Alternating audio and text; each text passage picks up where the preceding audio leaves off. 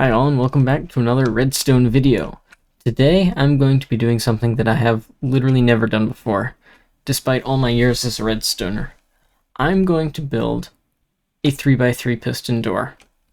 Yep, I've never built one of those. And, in fact, I've never even watched a tutorial on how to do it.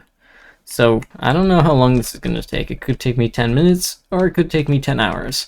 But I'm excited to try. So let's go ahead and get started. Alright, so let's head over here to, what is this, the circuits, pistons thing? Contraptions, yep, the contraption side. Definitely going to be giving myself a decent bit of area for this one. In fact, well, let's move over this way a little bit. Just building up the base here for where the door will go. We'll use diamond to mark out the actual blocks of the door. Alright, so somehow I have to get this all to move. And before you ask, no, I'm not going to be using any slime blocks or honey blocks. We're going to do this the old-fashioned way. Anyway, my first thought is, I guess, just to put in pistons on the sides here to get those 6 out of the way. And it seems like the obvious choice would be that there. Due to quasi-connectivity, I think it might be easier to grab the middle block from the top. So I guess I can try that. And then we've got this guy under here, pulling the bottom block out of the way. Okay. So first, obviously, all these can retract.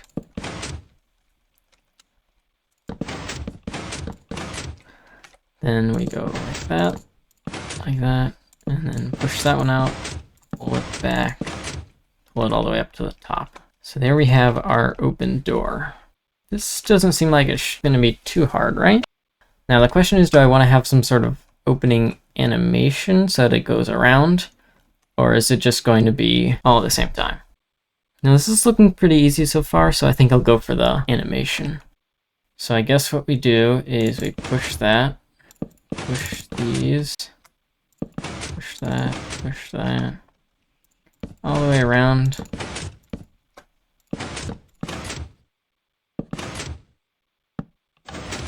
That's a start. Also do that one at the same time. Oh, those two, right. Quasi-connectivity.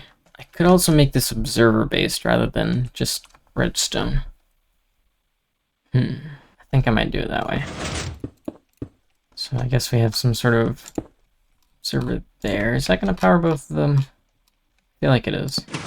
Yeah, it is. Okay. Does this work? Okay, that does work. Yeah, I do want to avoid putting blocks that'll make it look ugly. So I guess I'll use these for blocks that I can't replace. Actually, no, I'll use quartz.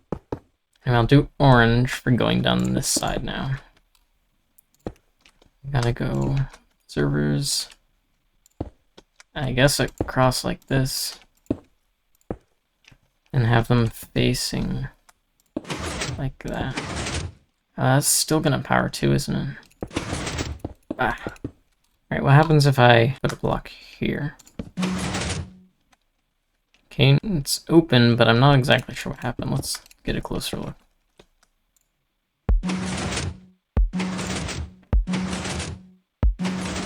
That is weird. Man, quasi-connectivity is making this problematic. Hopefully what we should see is this top block, then that block, then that block. Oh dear. What if we put a no block there? It might be powering it, but it's just not detecting it. Oh! I think it worked.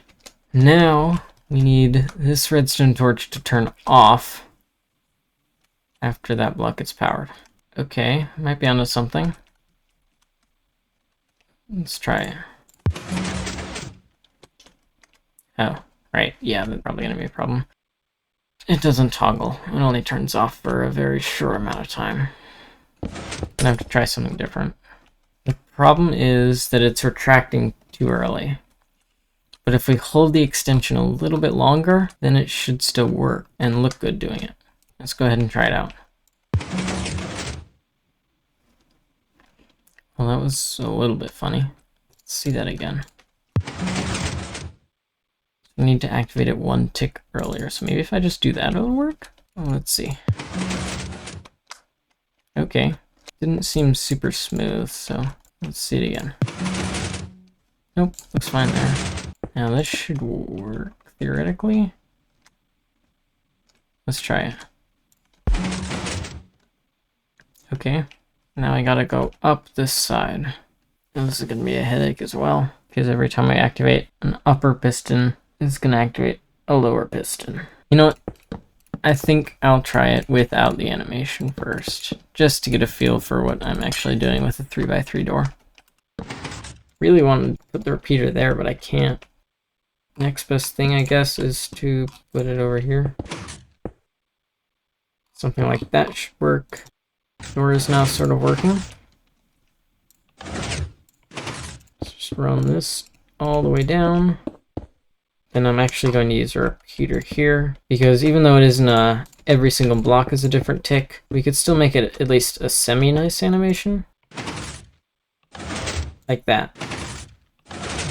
Yeah, see? Now we just wind our way up the other column. Seems to be working, but I'll add in 1 tick of delay for the coolness factor.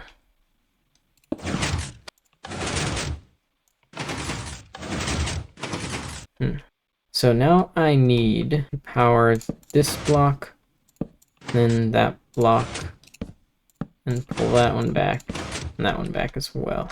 And then to repower it, push that over, and do that again. May not end up being so simple after all.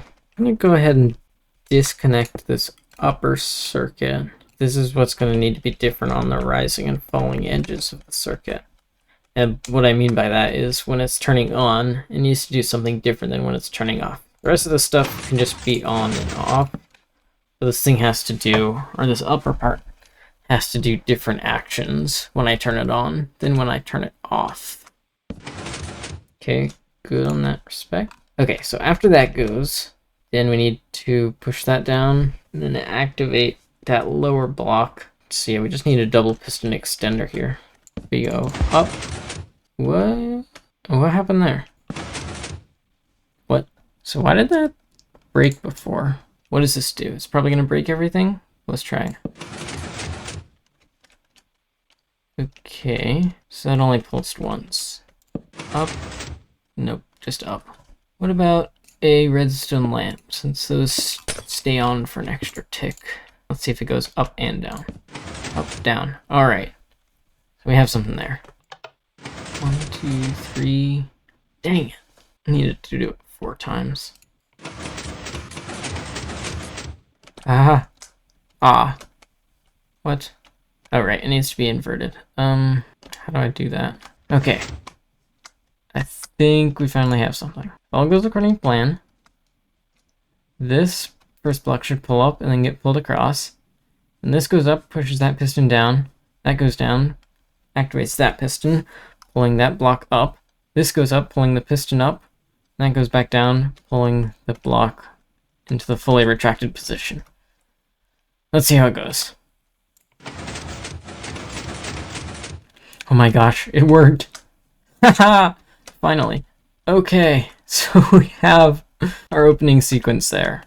And none of it is permanently powered except for that piston, which is just a sub-circuit. So it should be perfectly fine to do the closing sequence. So for this, we gotta power that, power that, power that.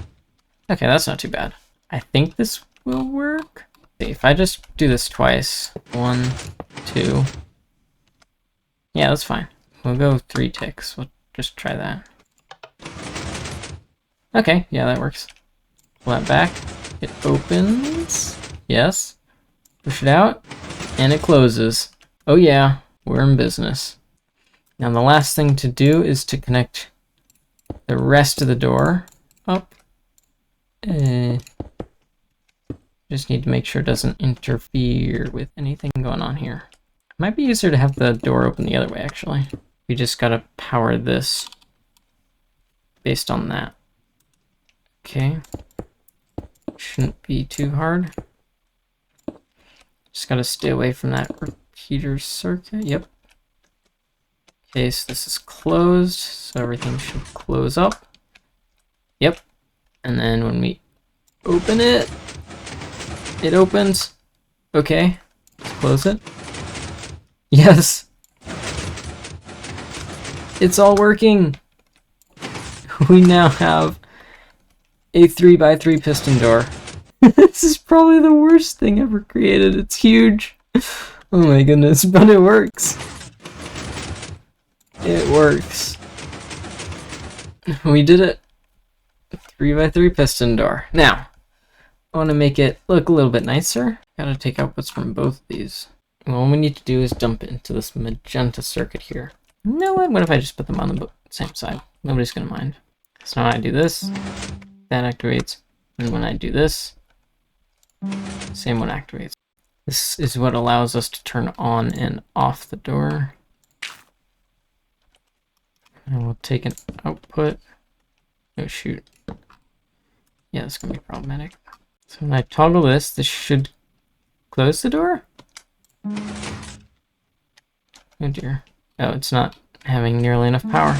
We need more pies. More pie power. Alright, let's try it now. Okay, looks good. Now let's try closing it. Ah, it works. Our 3x3 piston door works. And it can be toggled from either side. We don't have a random lever floating there anymore. Sure, it's not the most compact or fastest or cheapest 3x3 piston door, but it's my 3x3 piston door. I'm proud to have created it without any sort of tutorial. It's pretty satisfying, honestly. Ooh, you get to put in the sign. I'll call it the Wiggle Arms 3x3 piston door. Anyway, I think that's going to be all for today. I hope you enjoyed watching this video as much as I did creating it, and I'm looking forward to the next one. But until then, good later!